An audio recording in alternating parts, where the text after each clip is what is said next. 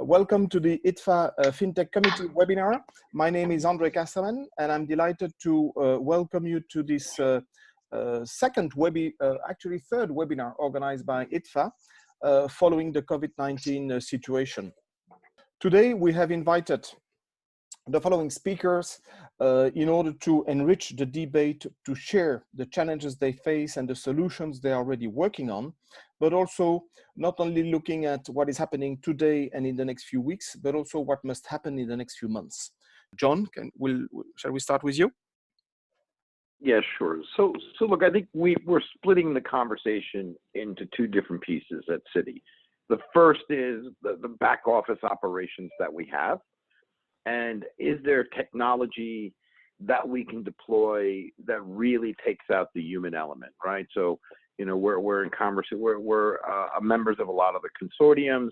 We're having conversations with Traydstream. I mean, we're looking at, so how do we make this a much, much less people-intense business? And there's an enormous amount of work going on there. And then the second part of the conversation, and this we think is less in our control, is how do we digitize the whole experience and how do we work with our clients, right? And there's still a lot of work to be done. Again, I believe in the early days, there were some, you know, early adopters to this technology, but it wasn't really widespread. And I think now, there's going to be much more interest from corporates to really move to a much more digital agenda. And the question is, you know, what's the right solution? How does it work? How do we get scalable? So we're really, really splitting the conversations. Then the other thing I think is you know, kind of interesting, and it's, I think, a positive out of the whole experience, is the fact that innovation is really, really going, you know, much, much quicker. So, you know, I'll give you another internal example from Citi, but, you know, the conversations about digital signatures has been going on for probably a year and a half, with different people opining and giving their views, etc. And, you know, what we couldn't accomplish in a year and a half, we got done in about 2 or 3 weeks. So, you know, there is a huge opportunity for us internally to very much be able to move the agenda much, much quicker than we've historically done. And we're really trying to concentrate on that. Thank you, John. Samuel, on your side, what are your concrete plans or what kind of technologies are you already using and the ones you want to add in order to address those issues? Okay, all right, I'll go ahead. So look, I think similar to what John said, but let me just break it into maybe 4 buckets. I think you know, what banks are doing, at least what we are doing, is looking at it in with 4 lenses. One is, how do we interact digitally with clients? How do we, and what do we do, and what technologies we do or deploy internally in our back office? How do we interact with counterparties? And then cutting across all of this is, how do we use data, whether it's for insights and whether it's for risk mitigation. And that second part of risk mitigation is very important, especially when it comes to things like fraud, detecting frauds, etc., very early before it happens. Because one of the things with digital and working off data is that you know, it does also increase risk if you don't mitigate and put controls in place. So let's talk about the 3 buckets. So how we interact with clients, I think, like John was saying, things that have not moved in the past because of either latency of clients or because of you know, our own latency internally with compliance, etc.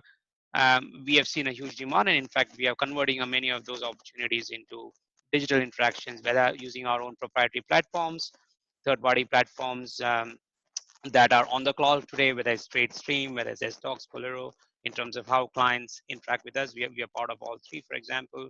Our own back office, I think OCR NLP was referred to earlier, and we are indeed working with players like Traydstream to try and drive efficiencies, because yes, we all want to go digital, but paper might be here for the foreseeable future, and to that extent, we need to drive efficiencies. So that's more back office, automation, OCR, NLP, etc.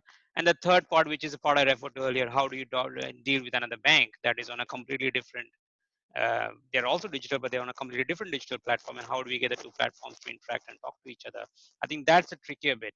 And there it's about, you know, getting onto the same platform, or at least getting the platforms to talk to each other, or to the extent it is not digital documents, look at other solutions where we can work together. So I would say it's those three buckets, and then data cuts across all of those. Even before the COVID crisis, there's been a huge focus on data in terms of risk mitigation as well as opportunities. And I think the risk mitigation piece is of paramount importance from a forecasting perspective. Oil has gone from whatever it was to sub 30.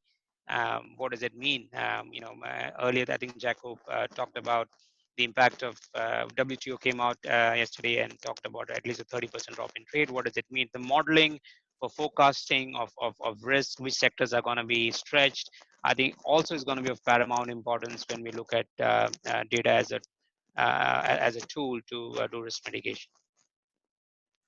Thank you, Samuel. Indeed, let's hear from Vinod about the technologies in place as well as those that you want to add. Thanks, Andre. In fact, it's even tougher to go after both John and Sam. Most points are covered. But I think what I'll bring in is markets in Africa are at varying stages of evolution. What works in South Africa doesn't necessarily work in Nigeria. And this would have been true in most situations, except for what we see as the immediate outcome of COVID-19. I'll just use one example. We have been using Traydstream in Uganda for some time. And as both John and others have mentioned, we were trying to roll out Traydstream into South Africa for a few months. And suffice it to say, it was always, there was always another project which was more important. We chose to then say, okay, let's go and roll this out in Ghana and Mozambique, which is going at a good pace. And since 1 week now, South Africa has been knocking on the doors to say, we desperately want Traydstream. And the reason is very simple.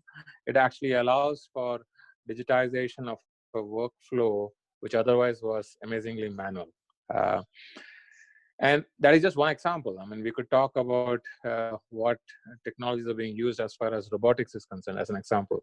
The rollout of robotics, specifically in terms of guarantee processing, has actually helped the whole BCP implementation. It would have been particularly chaotic that the teams had to split up into different locations as far as BCP implementation was concerned. But the rollout of robotics has eased that. So to my mind, actually, the ask is there. Now the question, what we are contending with very frankly is, how do we actually allocate the scarce resources we have to get the right kind of traction in the various markets? That, I think, is a problem, a good problem to have. And I think that's a problem that most banks must be working with. Otherwise, nothing more to add. Back to you, Andre. So the key question is how to practically look at those technology solutions. What kind of solutions can you implement easily? And that's the goal of the next section, starting with Uzair, representing Traydstream and aiming to digitize back office operations. Uzair, can you tell us more about yes. how you can address those? Thank you, Andre. Thank you so much. Thank you. And first of all, thank you everybody for talking. Thanks for obviously, first of all, for arranging it today, and our esteemed, amazing speakers who we all have the pleasure of working with as clients. And it's been delighted to have you all speak today. So I think the first thing I wanted to say, and I say this, I seem to say this a lot over the last few weeks, is that, are we at an inflection point? And that's not me saying that. That's hearing from hundreds and hundreds of customers we speak to on a daily basis, where we definitely see digital actually works. Many customers say, we wish we had done this earlier. And that's a common comment that's made. I wish we'd done this earlier. I wish we could have started this sooner.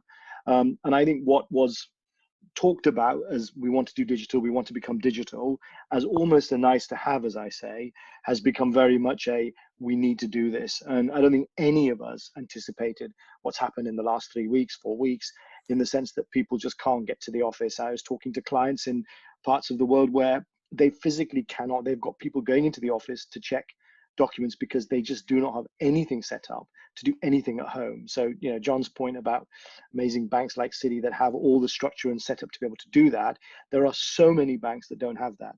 And actually, even for them and for the more sophisticated banks, the ability to be able to digitize today has become very, very real and very quick. I think, you know, one of the big benefits of platforms like ours and the others you're going to speak to is the ability to be able to do almost a pay-as-you-go model. I mean, we've gone into this world where everyone wants to pay as they go and not have big infrastructure costs and upfront costs. And I think we're seeing a lot of that today and the opportunities in the digital world. And so I think from a cost perspective, it makes sense. And in a world where capital is king, that's becoming a more important aspect. The value add it brings in terms of your BCP plans, your disaster recovery programs, and the efficiency that it brings, obviously, with that. So simple interfaces. We're all so familiar today with iPhones and iPads. And honestly, it's the same thing with the kind of platforms we use. You know, anyone with use and knowledge of trade can very quickly assimilate and start using the platform in immediate opportunities. There's a big push, and one of the big pushbacks I've always had has been around sort of data security and the issues around that. The one thing I can tell you, and I'm not a data expert, is that we see the FBI, the Fed, and many companies spending a lot of time and effort, US government, using things like Amazon Web Server.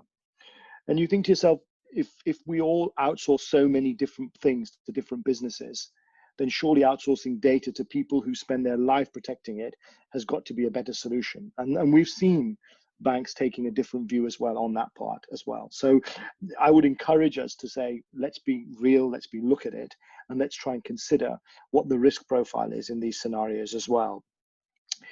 Our solution for everyone's sake is obviously can be done on-prem, but I think the ability to be able to do a cloud agile environment has become very, very easy.